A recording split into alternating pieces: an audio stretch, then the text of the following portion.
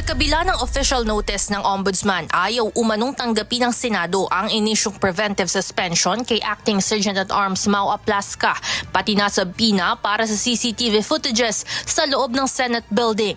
Yan ang sinabi ni Ombudsman Crispin Remulla sa isang panayam sa radyo noong Sabado. Paliwanag dito, nagkaroon ng problema sa process server ng Ombudsman at ayaw itong tanggapin ng Senado. Sa kabila nito, iginiit ni Remulla na considered serve o itinuturing na naipataw na ang kautusan para sa kanila.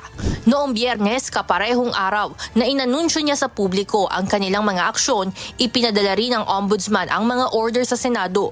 Inilabas ang 6-month preventive suspension laban kay Aplasca at sa PINA upang hindi nito maimpluwensyahan at makuha ng Ombudsman ng CCTV footages sa loob ng Senate building noong nangyari ang putukan gabi ng May 13.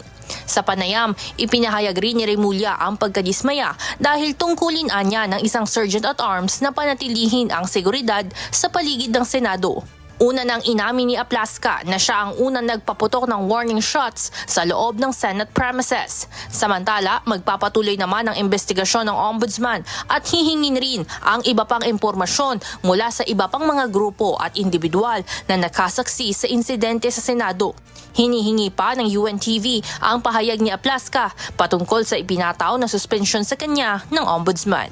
Evan Alvarez, humahataw sa Balita Ngayon.